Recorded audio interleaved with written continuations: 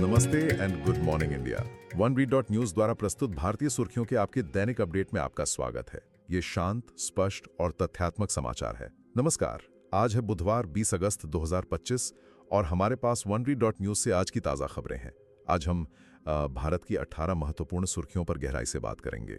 जी हाँ, कई अलग अलग क्षेत्रों से जुड़ी खबरें हैं आज। तो चलिए शुरुआत करते हैं कुछ इंफ्रास्ट्रक्चर यानी बुनियादी ढांचे से जुड़ी खबरों से। पहली खबर रेलवे से है। ऐसा लग रहा है कि भारतीय रेलवे अब यात्रियों के सामान के लिए एयरलाइन जैसे नियम लाने की सोच रहा है। अच्छा, मतलब वजन की सीमा होगी? हाँ बिल्कुल, श्रेणी के हिसाब से वजन की सीमा, फिर सामान की स्क्रीनिंग, और अगर ज्यादा सामान हुआ तो उस पर शायद शुल्क भी लगेगा। तो वो जमाना गया जब बोरिया बिस्तर लेकर ट्रेन में चढ़ जाते थे। ये तो बड़ा बदलाव है। यात्रियों को शायद अब थोड़ा पैक लाइट करना सीखना होगा। हाँ बिल्कुल, शायद लॉजिस्टिक्स और सुविधा के बीच संतुलन बनाने की कोशिश है ये। सही कहा। अच्छा, इंफ्रास्ट्रक्चर से जुड़ी एक और खबर मुंबई से है। भारी बारिश के बीच एक अजीब सी घटना हुई। 2 मोनोरेल ट्रेनें, वो भी हवा में, बीच रास्ते में ही रुक गई। करीब 800 यात्री फंसे रह गए। अरे बाप रे, 800 लोग और हवा में, ये कैसे हुआ? बताया जा रहा है कि भारी बारिश की वजह से पहले लोकल ट्रेनें बंद हो गई, तो सारा का सारा बोझ मतलब भीड़ मोनोरेल पर आ गई। हाँ। शायद इसी ओवरलोडिंग से बिजली फेल हो गई। ओह, तो ये एक तरह की कैस्केड विफलता हुई। मतलब एक सिस्टम फेल हुआ, हाँ। उसका असर दूसरे पे पड़ा और वो भी बैठ गया। हाँ बिल्कुल वही। ये दिखाता है कि हमारा शहरी इंफ्रास्ट्रक्चर अचानक आए ऐसे भारी दबाव को झेलने के लिए कितना तैयार है या शायद कितना नहीं है। सही बात है। अच्छा, इंफ्रास्ट्रक्चर पर एक अच्छी खबर भी है। राजस्थान में कोटा बूंदी के लिए एक नए ग्रीनफील्ड हवाई अड्डे को मंजूरी मिल गई है और उम्मीद है कि सालाना 20 लाख यात्रियों को इससे सुविधा मिलेगी। क्षेत्रीय कनेक्टिविटी तो बढ़ेगी। बिल्कुल। और कोटा तो भारत का कोचिंग हब है, तो ये सिर्फ कनेक्टिविटी नहीं बल्कि एक तरह से भारत के मानव पूंजी उद्योग मतलब एजुकेशन सेक्टर में एक रणनीतिक निवेश है। ये अच्छा पॉइंट है। और एक और बड़ा इंफ्रास्ट्रक्चर प्रोजेक्ट ओडिशा में है। कटक और भुवनेश्वर के चारों तरफ एक रिंग रोड बनाने को मंजूरी मिली है। रिंग रोड कितना बड़ा है ये? 111 किलोमीटर लंबा 6 लेन का रिंग रोड होगा। लागत भी काफी है, करीब 8,307 करोड़ रुपए। मकसद है शहरों के अंदर ट्रैफिक जैम कम करना। समझ गई। तो ये एक तरह का आर्थिक गलियारा भी हुआ है ना? मतलब जो माल ढुलाई वाले ट्रक वगैरह हैं वो शहर में घुसे बिना सीधे निकल जाएंगे। हाँ बिल्कुल, इससे माल ढुलाई तेज और शायद सस्ती भी हो जाएगी, व्यापार को फायदा होगा। बेशक, इंफ्रास्ट्रक्चर पे काफी कुछ हो रहा है। हाँ, अब जरा राजनीति और शासन की तरफ चलते हैं। उपराष्ट्रपति चुनाव की गहमागहमी है। विपक्षी इंडिया ब्लॉक ने पूर्व Supreme Court justice B Sudarshan Reddy को अपना उम्मीदवार बनाया है। जस्टिस रेड्डी, ये एक दिलचस्प चुनाव है। दिलचस्प तो है, पर वोटों का गणित देखें तो जीत के लिए 392 वोट चाहिए। एनडीए के पास अनुमानित 423 वोट हैं, जबकि इंडिया ब्लॉक के पास करीब 313। तो गणित तो एनडीए के पक्ष में है। हाँ, संख्या बल तो साफ तौर पर एनडीए के साथ है, लेकिन जस्टिस रेड्डी जैसे एक गैर राजनीतिक सम्मानित पूर्व न्यायाधीश को उम्मीदवार बनाकर विपक्ष शायद इसे सिर्फ वोटों का खेल नहीं बल्कि एक वैचारिक या सैद्धांतिक लड़ाई के तौर पर पेश करना चाह रहा है। हाँ, ये हो सकता है एक सांकेतिक कदम। बिल्कुल। अच्छा, शासन से जुड़ी एक और खबर। संसद ने खान और खनिज विकास और विनियमन संशोधन विधेयक पास कर दिया है। ओ, ये माइनिंग बिल। इसमें क्या खास है? इसमें 2 मुख्य बातें हैं। एक तो राष्ट्रीय खनिज अन्वेषण ट्रस्ट है, उसका दायरा बढ़ाया गया है, और दूसरा खनिजों के पारदर्शी व्यापार के लिए मिनरल एक्सचेंज बनाने की बात है। ये महत्वपूर्ण है। खासकर लिथियम, कोबाल्ट जैसे जो क्रिटिकल मिनरल्स हैं, उनकी ज़रूरत बढ़ रही है। तो ये शायद भारत की उन पर निर्भरता कम करने और वैश्विक स्तर पर अपनी स्थिति मजबूत करने की कोशिश का हिस्सा है। सरकार इस दिशा में काफ़ी जोर दे रही है। सही कहा। अच्छा, एक और खबर जो शासन और कानून व्यवस्था से जुड़ी है, वो थोड़ी चिंताजनक है।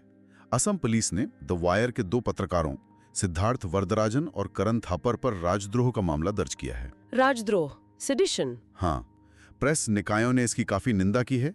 कहा है कि यह पत्रकारिता को दबाने के लिए कानून का गलत इस्तेमाल है। और मजे की बात या शायद विडंबना कहिए, ये है कि ये उसी नए राजद्रोह कानून के तहत हुआ है जिसे हाल ही में लाया गया है और जिसकी संवैधानिकता पर सुप्रीम कोर्ट में सवाल भी उठाए जा रहे हैं। अरे हाँ, ये तो अजीब संयोग है। बिल्कुल, हम यहाँ बस तथ्यों और स्रोत के विश्लेषण को रख रहे हैं, कोई पक्ष नहीं ले रहे हैं। लेकिन ये घटनाक्रम मतलब ध्यान खींचता है।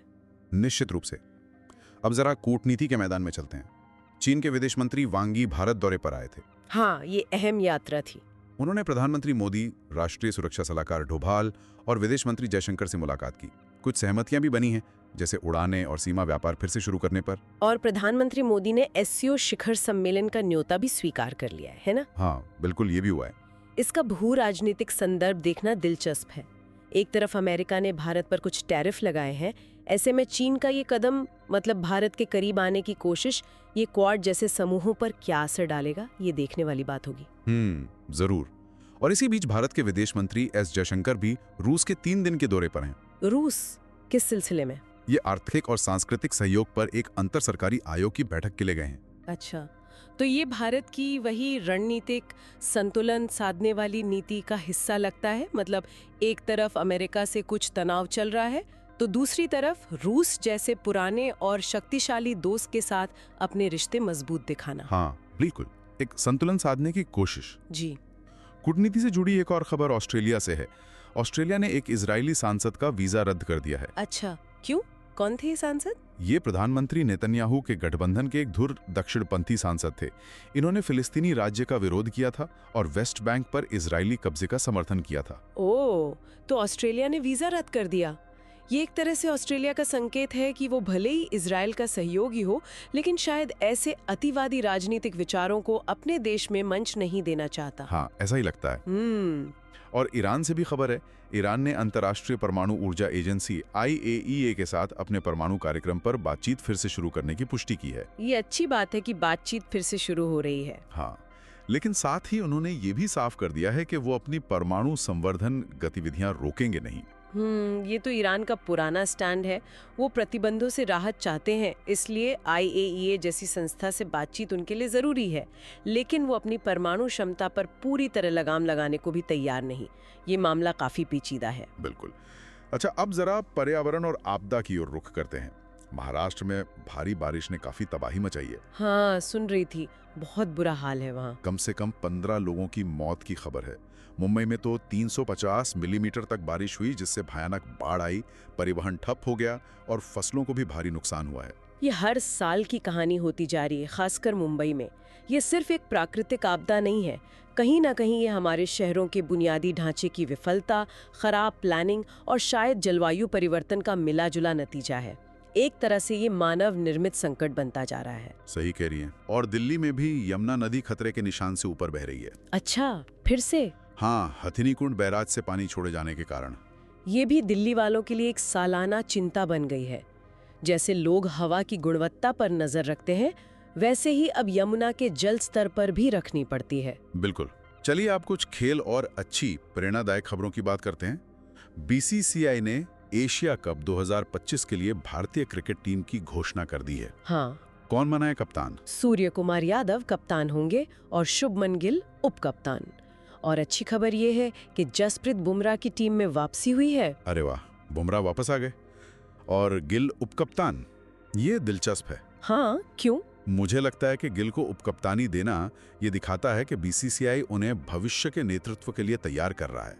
एक तरह से उत्तराधिकारी के तौर पर देखा जा रहा है उन्हें। हो सकता है। अच्छा विश्लेषण है। जी। खेल जगत से एक और अच्छी खबर है। निशानेबाज मनु भाकर ने एशियाई शूटिंग चैंपियनशिप में 2 और कांस्य पदक जीते हैं। बहुत बढ़िया। मनु भाकर तो लगातार अच्छा प्रदर्शन कर रही हैं। हाँ, अब उनके कुल महाद्वीपीय पदकों की संख्या 10 हो गई है। कमाल है। ये उनकी मेहनत और निरंतरता को दिखाता है। बिल्कुल। अच्छा, शासन से जुड़ी एक सकारात्मक खबर कोयम्बटूर से है। कोयम्बटूर शहर की पुलिस ने तमिलनाडु में सबसे तेज इमरजेंसी रिस्पांस टाइम दर्ज किया है। सबसे तेज? कितना? 1 अगस्त से 15 अगस्त के बीच उनका औसत प्रतिक्रिया समय 11.35 मिनट रहा। अरे वाह, 11 मिनट से भी कम। आपात स्थिति में तो 1-1 मिनट कीमती होता है, जान बच सकती है। ये वाकई काबिले तारीफ है कोयम्बटूर पुलिस के लिए। हाँ, सच में। और एक और बहुत ही प्रेरणादायक कहानी कश्मीर से है। मोहम्मद आमिर खान नाम के एक इंजीनियर हैं। जी। उन्होंने एक साधारण कंपोस्ट पिट को एक सफल वेस्ट मैनेजमेंट मॉडल में बदल दिया है। ये मॉडल अब 4000 घरों को सेवा दे रहा है। 4000 घर, कमाल है। और यही नहीं, इससे उन्होंने करीब 80 लाख रुपए का राजस्व भी कमाया है और साथ ही स्थिरता को भी बढ़ावा दिया है। ये तो अद्भुत है। जमीनी स्तर का नवाचार, जिसे कहते हैं कचरे से कंचन बनाना, ये उसका बेहतरीन उदाहरण है। सस्टेनेबल भी और फायदेमंद भी। बिल्कुल। और अंत में एक खबर टेक्नोलॉजी और ऊर्जा के क्षेत्र से। गूगल की जो पेरेंट कंपनी है अल्फाबेट, हाँ, अल्फाबेट, वो काइरोस पावर नाम की एक कंपनी के साथ साझेदारी कर रही है। अच्छा, किस लिए? उनका प्लान है 2030 तक एक उन्नत मतलब एडवांस्ड परमाणु रिएक्टर बनाने का, जो ग्रिड को बिजली देगा। परमाणु रिएक्टर, गूगल, ये तो बहुत बड़ी खबर है। हाँ, है ना? बिल्कुल। सोचिए, गूगल जैसी विशाल टेक कंपनी जिसे अपने डेटा सेंटर्स चलाने के लिए बेहिसाब ऊर्जा चाहिए, वो अगर परमाणु ऊर्जा में निवेश कर रही हैं, तो ये भविष्य के स्वच्छ ऊर्जा समाधानों के लिए एक बहुत बड़ा संकेत है। शायद ये न्यूक्लियर एनर्जी को लेकर बनी हिचक को भी कम करेगा। ये बहुत महत्वपूर्ण बात कही आपने। तो आज की इन सारी सुर्खियों पर अगर हम एक नज़र डालें तो एक मिलीजुली तस्वीर दिखती है। भारत एक साथ कई मोर्चों पर जूझ भी रहा है और आगे भी बढ़ रहा है। हाँ, जैसे देखिए, एक तरफ मौसम की मार और चरमराती शहरी व्यवस्था है, तो दूसरी तरफ बड़े बड़े इंफ्रास्ट्रक्चर प्रोजेक्ट बन रहे हैं। एक तरफ जटिल कूटनीतिक संतुलन साधना पड़ रहा है दुनिया के बदलते समीकरणों के बीच, तो दूसरी तरफ शासन और कानून व्यवस्था से जुड़े सवाल भी उठ रहे हैं। सही है। और इसी बीच खेल में, इनोवेशन में, नई टेक्नोलॉजी में भी हम आगे बढ़ रहे हैं। तो ये सोचने पर मजबूर करता है कि इन सारे दबावों, इन सारे चुनौतियों और अवसरों के बीच वो टिकाऊ विकास का, सस्टेनेबल डेवलपमेंट का सही संतुलन कैसे मिलेगा, ये एक बड़ा सवाल है। बहुत ही विचारोत्तेजक प्रश्न। हमें पूरी उम्मीद है कि आपको केवल तथ्य, बिना किसी पूर्वाग्रह और भावनात्मक घालमेल के प्रस्तुत करके हमने आपको दिन की घटनाओं की अपनी स्पष्ट समझ बनाने में सशक्त किया है। हमारी इस तरह की सीधी, राय मुक्त खबरें देने की क्षमता आप जैसे श्रोताओं की बदौलत है। केवल ₹1 प्रतिदिन, बिल 29 प्रति माह पर आप हमें विज्ञापन मुक्त और कॉरपोरेट या सरकारी प्रभाव से पूरी तरह स्वतंत्र रहने में मदद करते हैं। इसका मतलब है कि आपकी खबर से कभी समझौता नहीं किया जाता। लेकिन अभी ये पूरी तरह से मुफ्त है, तो शेयर करें। यदि आप इस दृष्टिकोण को महत्व देते हैं और भरोसेमंद खबरें प्राप्त करना जारी रखना चाहते हैं, तो कृपया www.oneread.news पर सब्सक्राइब करें। और अगर आपको लगता है कि दूसरों को भी एक शांत, स्पष्ट समाचार स्रोत से लाभ होगा, तो हम आभारी होंगे यदि आप इसे अपने दोस्तों, परिवार और अपने जानने वाले सभी लोगों के साथ साझा करें। आपका समर्थन हमें सामान्य शोर से दूर, तथ्यात्मक, संक्षिप्त समाचारों के लिए एक समर्पित स्थान प्रदान करने के हमारे मिशन में मदद करता है। इस पॉडकास्ट को हर सुबह 8 बजे सुनने के लिए हमें स्पॉटिफाई और यूट्यूब पर फॉलो करें। आज ट्यून करने और सुनने के लिए आपका बहुत बहुत धन्यवाद। हमें पूरी उम्मीद है कि हमने आपके समाचार प्राप्त करने के तरीके में सकारात्मक बदलाव किया है। हम कल सुबह 8 बजे आपके लिए और सुर्खियां लेकर वापस आएंगे। तब तक मुस्कुराते रहें और इस दुनिया को सभी के लिए एक बेहतर जगह बनाते रहें। नमस्कार।